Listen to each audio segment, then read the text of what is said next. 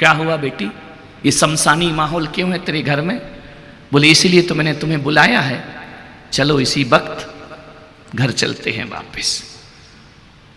पिता थोड़ा समझदार था, उसने कहा बेटा हुआ क्या है? बोले मैं कुछ नहीं बता सकती पापा, चलो घर। बोले 1 मिनट रुक, तेरी सास से तो पूछ लो, इजाजत ले लो। क्या लेना उससे इजाजत? चलो मैंने कहा ना, उससे कोई इजाजत नहीं लेना है, वो होती कौन है हमको इजाजत देने वाली? अरे बाप ने कहा कैसा बोल रही है? बोले नहीं चलो। फिर भी बोले तू ठहर।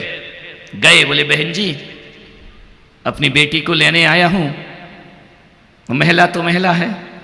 उसने कहा कल के ले जाने वाले हैं? तुम लोग तो ऐसे बोल रहे थे तुम्हारी घर की कहानी सुना रहा हूं, आज ले जाओ, ध्यान रखना, कल के ले जाने वाले आज ले जाओ, इसी वक्त ले जाओ। उसने कहा अम्मा जी बहन जी क्या हुआ है? बोले उससे पूछो, ये कैसा आइटम दिया है तुमने हमको, जीना हराम कर रखा है सुबह से शाम। इसने क्या सिखाया है तुमने इस बेटी को? बाप ने कहा क्या सिखाया? बोले तो अम्मा जी मैं ले जाऊं? बोले बिल्कुल। बोले कब वापिस लाऊं? बोले जिंदगी में कभी नहीं, ये अपनी इसको अपने घर संभाल के रखो, हमारे घर में भेजने की जरूरत।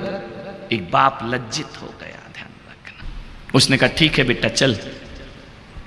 ले आए, वो रह रही थी, महीना भर हो गया, 2 महीने हो गए। अब आफत तो ये है कि जैनियों की लड़की मंदिर तो जाना पड़ता है, ध्यान रखना। अब जैसे ही मंदिर जाए 2 महीने हो गए, समझ गए क्या है? तेल जले तेली का, दिल जले मसालची का, ध्यान रखना। जो भी मिले, क्यों गई नहीं, लेने नहीं आते क्या? अरे उसने कहा बड़ी आफत है, ध्यान रखना। बेटी बाप के घर रहे तो बाप को परेशानी नहीं, पड़ोसियों के पेट में बड़ा दर्द होता है। सबने बोल बोल के टोंक टोंक के उसका जीना हराम कर दिया। एक दिन झरोखे में बैठी थी उदास, ना यहां मन लग रहा ना वहां लग रहा। एक दिन बाप ने पूछा बेटी, समझदार था, बड़ी उदास दिख रही, दुखी है क्या? बोले पिताजी मैं आई तो इसलिए थे कि यहां सुखी रहूंगी, लेकिन यहां भाभियों के ताने, भतीजे जो कहते थे बुआ आई बुआ आई बुआ आई, अब बुआ को कुआं में डाल रखा है, कोई पूछता मुझे नहीं है। क्या करना है बेटी?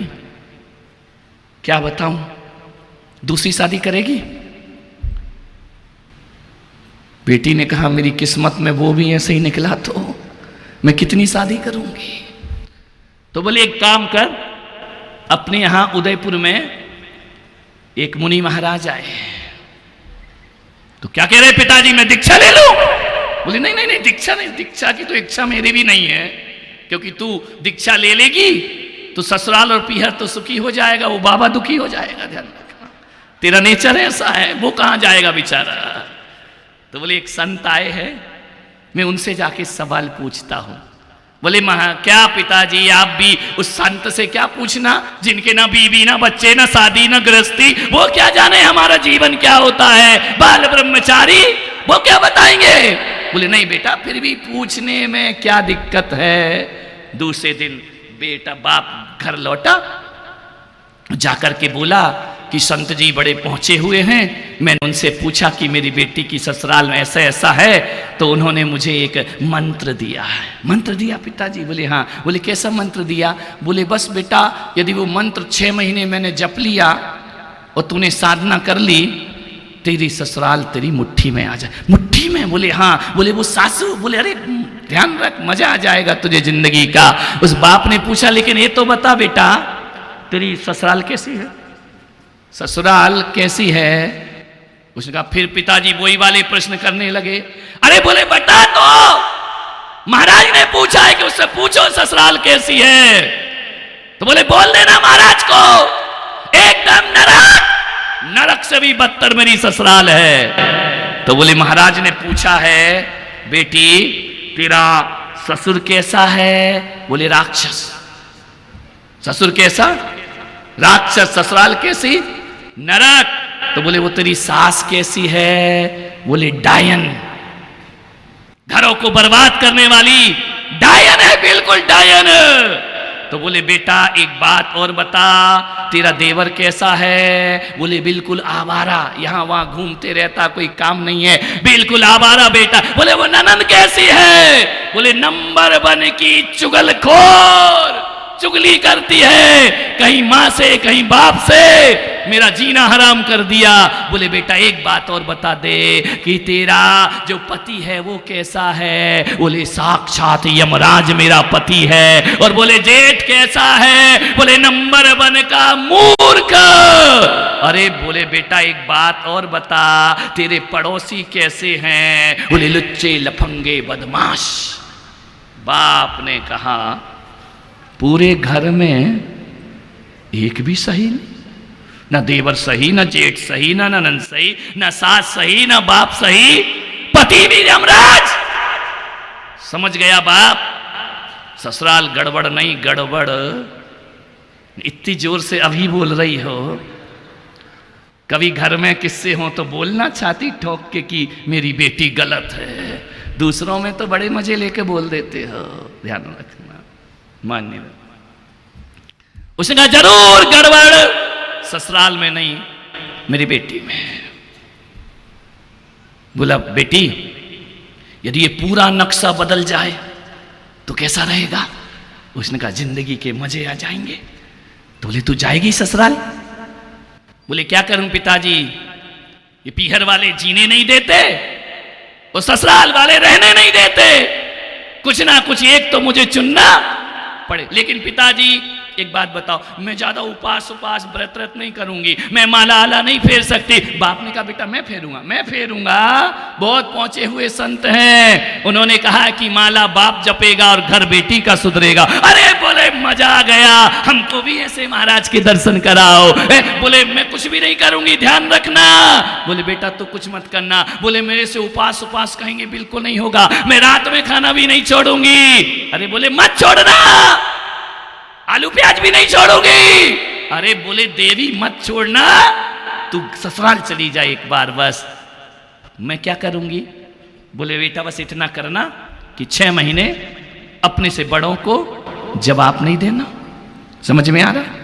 और जिद नहीं करना। कितने दिन पापा? 6 महीने। पक्का? बोले हाँ। और यदि तूने एक दिन भी जिद की और जवाब दिया तो जो मैं 1 करोड़ मंत्र जपूंगा यहां बैठकर वो मेरा सत्यानाश हो जाएगा, ध्यान रखना। तू बाप की तपस्या नष्ट करेगी? बोले नहीं। बोले मैं रोज दीपक जला के तेरे घर शांति की जाप करूंगा। कहते ठीक है। जैसे ही गई ससुराल आ गई, बाप ने समझाया समझदार बाप वो होते हैं जो बेटियों के घरों को स्वर्ग बना दिया करते हैं, ध्यान रखना। बंटवारा नहीं करते, विभाजन नहीं करते, समझदार बाप था। उसने कहा ठीक है। जैसे ही गई सास के पैर छुए, सास ने देखा क्या मामला है, पैर छू रही है। ससुर ने कहा अम्मा जी, बेटी के बाप ने कहा एक मौका प्लीज, एक मौका दीजिए, ये घर को स्वर्ग बना देगी। स्वर्ग बनाएगी ये, इसमें लक्षण है? बोले नहीं प्लीज एक मौका। बोले ठीक है। बोले 10-15 दिन तो रखो, फिर देखते हैं क्या होता है। चला गया पिता वापिस। सुबह सुबह किचन में चली गई, चुगलखोर ननद आ गई। उसने कहा अम्मा जी। बोले क्या है? बोले 6 बज रहे हैं, रसोई घर में कौन है? बर्तन की आवाज आ रही, खटपट की आवाज आ रही। अम्मा ने कहा देख कोई बिल्ली तो नहीं घुस गई अंदर, दूध पी जाएगी पूरा। ननद ने झांक के देखा, बोली नहीं बड़ी वाली बिल्ली घुसी है। बोले क्या मतलब? अरे बोले वो भाभी। अरे बोले 6 बजे क्या कर रही है ये? वैसे तो 8 बजे सो के उठती थी, आज 6 बजे उठी, चाय आए बनाई, और जैसे ही ससुर बैठे सास बैठी, गई अम्मा जी, अम्मा के चरण छुए। बोली माता जी आशीर्वाद दे दो, आज का दिन अच्छे से बीते। सास ने कहा मैं भी यही चाहती हूं, बेटी खुश रहे, ध्यान रखना। मान्यवर यदि तुम्हारी सास ने कह दिया ना खुश रहे, तो समझना आज का दिन तो गंगा नहाने के बराबर हो गया। और यदि सास फिर गड़बड़ करे तो कहना, क्यों अम्मा, तूने क्या आशीर्वाद दिया था सुबह, खुश रहे, अपनी खुशियों को, अपने आशीर्वाद को झुटला मत। प्रेयर पढ़े, चाय लेकर जा रही है, एक ठोकर लगी, प्याला गिर गया। ससुर ने कहा, अंधी है, नहीं सुधर सकती, देख के नहीं चल सकती, आंख से अंधी। गुस्सा तो इतना आया उसे, लेकिन क्या करे, साधना चल रही है बाप की। उसने कहा, बुढ़े, यदि मेरा बाप जाप नहीं कर रहा होता ना तो ये प्याला तेरे सिर पे फूटता, आज ध्यान रखना। लेकिन मैं कुछ नहीं कर सकती, चुप हूं। बाप ने कहा, चुप रहना, जवाब मत देना। अंधी है क्या, दिखता नहीं है? बोले, पिताजी गलती हो गई, कल से देख के। ये बाहर से कह रही, भीतर तो 6 महीने बाद बताऊंगी बुढ़े तुझे कि किसको दिखता है और कौन अंधा है। कोई बात नहीं, चाय दी, नाश्ता दिया, खाना बनाई, मम्मी को कहा, मम्मी आज से खाना मैं बनाऊंगी। बोले, तू खाना बनाएगी? बोले, हाँ। बोले, ऐसा है कि पुलक सागर महाराज का चतुर्मास हो रहा है और उनने कहा है कि जो महिला भूखे को खाना खिलाती है उसको बहुत पुण्य लगता है। तो मैं तो दरवाजे पे खड़ी नहीं रह सकती, कोई भिखारी को खिलाऊं। अब तुम भी तो रात भर से भूखी हो ना, लो खाना बनाकर मैं तुम्हें खिला दूंगी, बहुत पुण्य लगेगा मुझे। सास ने कहा, गजब सीख करके आई है, कैसा चतुर्मास हो रहा है उदयपुर में। खाना बना के देती, कपड़े धोने लगी, सब काम करने लगी। 1 दिन, 2 दिन, 3 दिन, 2 दिन 3 दिन बीते। कहते हैं महीनों बीत गए, वो उंगली पे गिन रही है, 4 महीने और, 4 महीने और, उसके बाद बताऊंगी। एक दिन सासू ने फोन किया समधी को, समधी जी, ये बोई लड़की है या इसकी हमशक्ल कोई जुड़वा बहन है? बोले, क्यों? बोले, इसके तो नजारे ही बदल गए, इसकी तो चाल ढाल बोलना बदल गया, इतनी विनम्र हो गई है। एक दिन सासू ने कहा, बेटा इधर आ, अब मैं बूढ़ी हो गई हूं, ये घर मुझसे नहीं संभलता है, ले ले। क्या? कौन बोला? वर्ल्ड कप, ध्यान रखना, ले वर्ल्ड कप। आज से इस घर की चाबी तू से। बहू ने कहा, हो गई अपने बल्ले बल्ले, अभी तो 2 महीने में चाबी मिल गई, 6 महीने में तो घर से निकाल दूंगी, इनको ध्यान रखना है।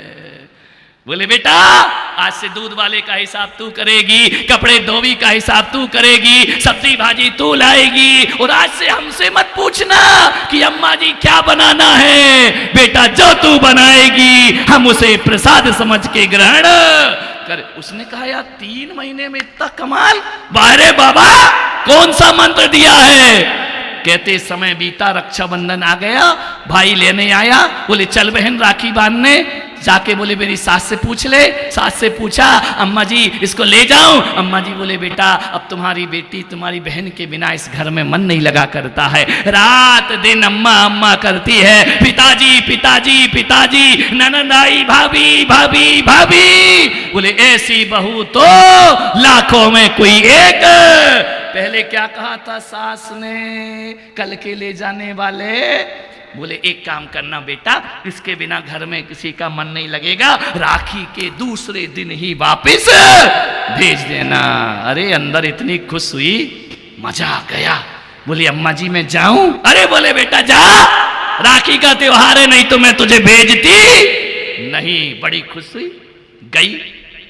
जैसे ही पीहर में गई, 5 मिनट लगेंगे पहुंचाने में, जैसे ही गई पीहर में, बाप ने पूछा, बेटा क्या माजरा है?